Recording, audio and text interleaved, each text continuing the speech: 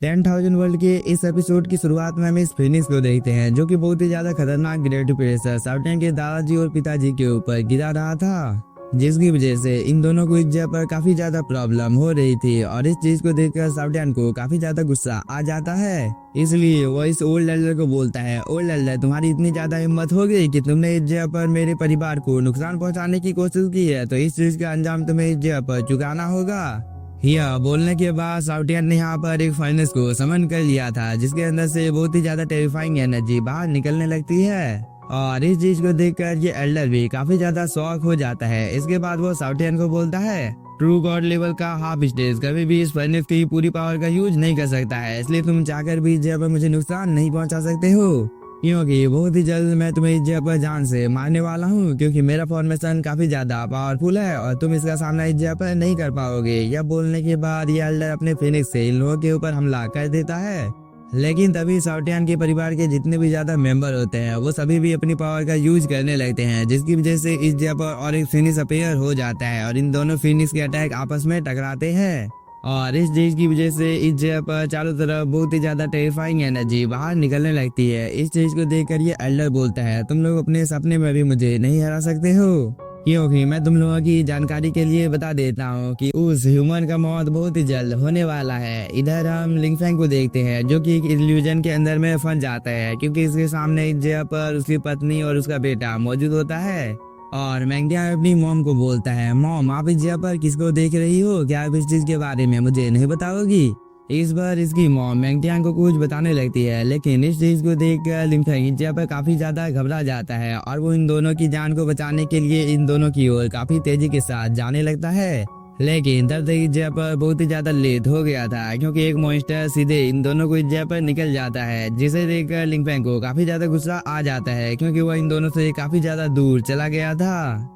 और इस मौके का फायदा उठाकर ये मॉन्स्टर इस जगह पर लिंगफेंग को खाने ही वाला था। लेकिन तभी हम अजूरा गॉड की स्पिरिट को देखते हैं जो कि इस मॉन्स्टर को बोलता है, तुम मेरी स्पिरिट को खाने के योग्य नहीं हो, क्योंकि तुम्हारी मौत बहुत ही जल्द इस जगह पर मेरे हाथों से होने वाली है। यह बोलने के बाद अजूरा गॉड इस जगह पर अपनी पावर को एक्टिवेट कर देता है, जिसकी वजह से अजूरा गॉड की बॉडी के अंदर से बहुत ही ज्यादा टेरिफाइंग एनर्जी बाहर निकलने लगती है। और कुछ ही देर के अंदर में अजूरा गॉड ने इस मॉन्स्टर के ऊपर हमला भी कर दिया था, जिसकी वजह से इस मॉन्स्टर को काफी ज्यादा प्रॉब्लम होने लगती है और वो दर्द से इस जगह पर कराने लगता है, क्योंकि अजूरा गॉड इस मॉन्स्टर की स्पिरिचुअल एनर्जी को अपने अंदर में अब्जॉर्ब कर रहा था और इन सब चीजों को लिंगफेंग बैठकर इस जगह पर देख रहा था। इसके बाद यह प्रोसेस कुछ देर तक ऐसे ही चलता है और कुछ देर तक मेहनत करने के बाद अजूरा गॉड इस स्पिरिट को अपने अंदर में अब्जॉर्ब कर लेता है। इसके बाद अजूरा गॉड का स्पिरिट बिना कोई टाइम जवाए किए दोबारा से लिंगफेंग की बॉडी के अंदर में चला जाता है,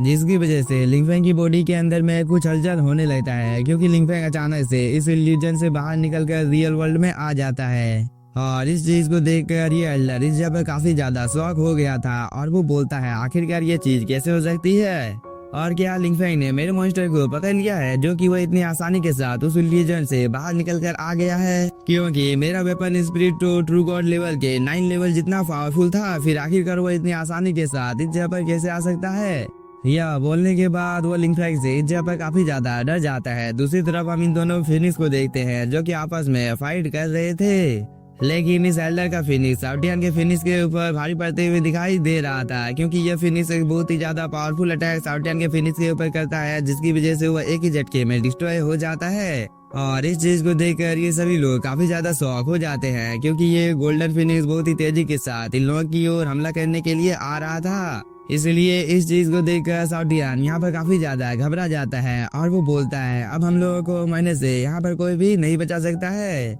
क्योंकि सब खत्म हो चुका है। तभी लिंगफेंग इस जगह पर अपने इन सभी ट्रेजर को बाहर निकाल लेता है, जो कि बहुत ही तेजी के साथ इस फिनिक्स की ओर जाने लगता है, जिसकी वजह से यहाँ पर एक फॉर्मेशन बन जाता है और इस फॉर्मेशन के अंदर से बहुत ही ज्यादा खतरनाक ग्रेविटी प्रेशर इस फिनिक्स के ऊपर गिरने लगता है, जिसकी वजह से यह फिनिक्स अपनी जगह से हिल तक नहीं पा रहा था। और इस चीज को देखकर साउटियन काफी ज्यादा खुश हो जाता है, क्योंकि उसे पता चल गया था कि लिंगफेंग उस इल्यूजन के अंदर से बाहर निकल कर आ गया है। इसलिए साउटियन लिंगफेंग की ओर देखने लगता है, क्योंकि लिंगफेंग ने यहाँ पर अपनी पावर को एक्टिवेट कर लिया था। इसके बाद वह एक ही झटके में इस फिनिक्स को इस जगह पर डिस्ट्रॉय कर देता है। जिसकी वजह से इस जगह पर एक काफी ज्यादा पावरफुल ब्लास्ट होता है। और इस चीज को देखकर इस एल्डर को भी ये समझ में आ जाता है कि अगर वो इस जगह पर रुकता है तो इसका मरना तय है। इसलिए वो अपनी जान को बचाकर इस जगह से भागने लगता है। लेकिन लिंग फेंग बोलता है, क्या मैंने तुम्हें इस जगह से भागने की अनुमति दी है जो कि तुम इस जगह से भाग रहे हो? क्योंकि तुम्हारी मौत तो आज इस जगह पर मेरे ही हाथों से होगी। यह बोलने के बाद लिंग फेंग यहाँ पर अपनी पावर को एक्टिवेट करने लगता है। इसके बाद वह एक डिवाइन लेवल के स्वॉर्ड से इस एल्डर के ऊपर हमला कर देता है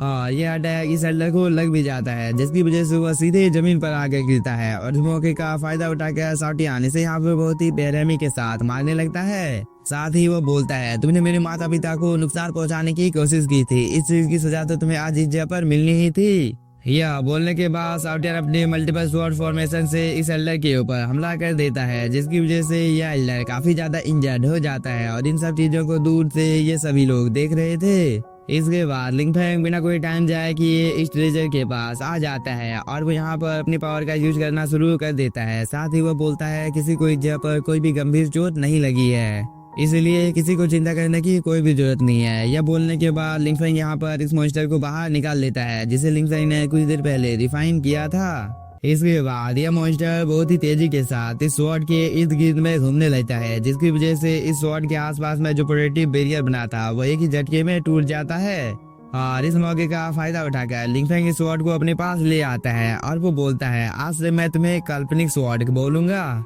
यह बोलने के बाद लिंग फेंग इस स्वॉर्ड को अपने पास रखने लगता है, जिसकी वजह से उसे पता चलता है कि इस स्वॉर्ड की वजह से उसकी कल्टीवेशन में उसे काफी ज्यादा बेनिफिट मिलने वाला है। क्योंकि लिंग फेंग अगर किसी जगह पर कुछ देर तक कल्टीवेशन करता है तो इसका 2 गुना बेनिफिट लिंग फेंग को मिलने वाला है। इसलिए लिंग फेंग इस जगह पर काफी ज्यादा खुश हो जाता है। तभी साउटियान के दादाजी और इसकी फैमिली के सभी लोग इस जगह पर लिंग फेंग को बधाई देने लगते हैं, क्योंकि लिंग फेंग ने यहाँ पर इस स्वॉर्ड को हासिल किया था। इस पर लिंग फेंग बोलता है, आप सभी को ऐसा करने की कोई भी जरूरत नहीं है और साथ ही आप सभी इस जगह पर अब कल्टीवेशन भी कर सकते हैं। यह बोलने के बाद लिंग फेंग इस जगह पर कल्टीवेशन करना शुरू कर देता है। साथ ही ये सभी लोग भी कल्टीवेशन करना शुरू कर देते हैं, जिसकी वजह से इन सभी की बॉडी के अंदर से बहुत ही ज्यादा टेरिफाइंग एनर्जी बाहर निकलने लगती है। और हम लोगों को लिंग फेंग की सोल्सी का सीन दिखाया जाता है, जहाँ पर इस गोल्डन कलर के स्पिरिट के आसपास में ये स्वॉर्ड घूमने लगती है, जिसकी वजह से यह स्पिरिट इस जगह पर एक्टिवेट हो जाता है और वो इस स्वॉर्ड को रिफाइन करना इस जगह पर शुरू कर देता है, जिसे देखकर लिंग फेंग काफी ज्यादा शॉक हो जाता है और वो अपने मन में इस जगह पर कुछ सोचने लगता है। तभी ये गोल्डन कलर का स्पिरिट बोलता है, हम लोगों के जीवन में अनगिनत लड़ाइयाँ होती है, लेकिन कभी भी हार मानना नहीं चाहिए। यह बोलने के बाद वही स्वॉर्ड को इस जगह पर रिफाइन करना शुरू कर देता है, जिसकी वजह से एक पोर्टल जमीन में ओपन हो जाता है और इसके अंदर से कई सारे स्वॉर्ड बाहर निकल कर आ जाते हैं, जो कि इस गोल्डन कलर की स्पिरिट के आसपास में काफी ही तेजी के साथ घूमने लगते हैं। और यह गोल्डन कलर का स्पिरिट इन सभी स्वॉर्ड को इस फॉर्मेशन के अंदर में डालना शुरू कर देता है, जिसकी वजह से इस फॉर्मेशन के अंदर से एक हेवनली स्वॉर्ड बाहर निकल कर आने लगती है, जो कि दिखने से काफी ज्यादा पावरफुल लग रहा था, क्योंकि इस हेवनली स्वॉर्ड के अंदर से बहुत ही ज्यादा टेरिफाइंग एनर्जी बाहर निकल रही थी, जो कि बहुत ही तेजी के साथ इस एल्डर की ही ओर आ रही थी। इसलिए यह एल्डर यहाँ पर अपनी पावर को एक्टिवेट कर लेता है, जिसकी वजह से उसकी बॉडी के अंदर से बहुत ही ज्यादा टेरिफाइंग एनर्जी बाहर निकलने लगती है। इसके बाद वो एक अटैक इस स्वॉर्ड के ऊपर कर देता है, जिसकी वजह से यहाँ पर एक काफी ज्यादा पावरफुल ब्लास्ट होता है।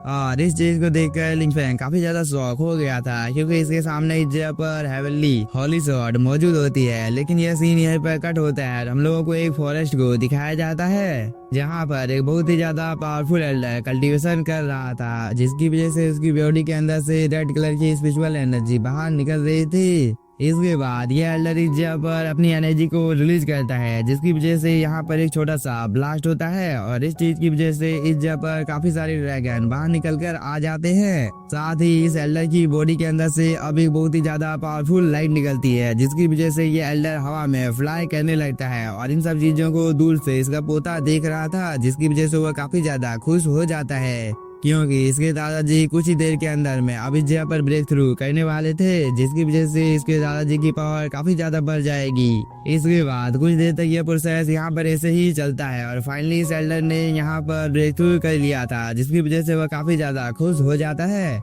ग्रेट एंसेस्टर यानी कि मैं शादी का प्रस्ताव देने के लिए युंगमिंग पैलेस में जाऊंगा। इस बात को सुनकर इसका पोता भी यहाँ पर हाँ बोलता है, लेकिन यह सीन यहीं पर कट होता है। और हम लोगों को एक पैलेस का सीन दिखाया जाता है जो कि दिखने से काफी ज्यादा खूबसूरत लग रहा था। तभी हम इस पैलेस के एम्परर को देखते हैं जो कि काफी ज्यादा चिंतित लग रहा था क्योंकि इसे यहाँ पर किसी बात की चिंता सताई जा रही थी। तभी एक एल्डर अपने पास से एक बहुत ही ज्यादा रेयर वेपन को बाहर निकाल लेता है जो कि वर्चुअल गॉड के 9 लेवल जितना पावरफुल होता है और वो इन सब चीजों के बारे में यहाँ पर एम्परर को बताने लगता है कि ये सभी ट्रेजर काफी ज्यादा रेयर है क्योंकि ये सभी वर्चुअल गॉड के जितने पावरफुल हैं। साथ ही आप सभी को इस जगह पर बहुत ही ज्यादा मेडिकल मेडिसिन भी दिया जाएगा जो कि काफी ज्यादा अच्छी बात है क्योंकि यह हुआंगफू फैमिली की ओर से सगाई का उपहार है। इस बार ये एल्डर बोलता है, हाँ ये सच में काफी बड़ा सौदा है, लेकिन क्या इस चीज से एंसेस्टर सहमत हैं? इस बात को सुनकर एंसेस्टर इन दोनों की ओर देखने लगता है। तभी ये एल्डर बोलता है,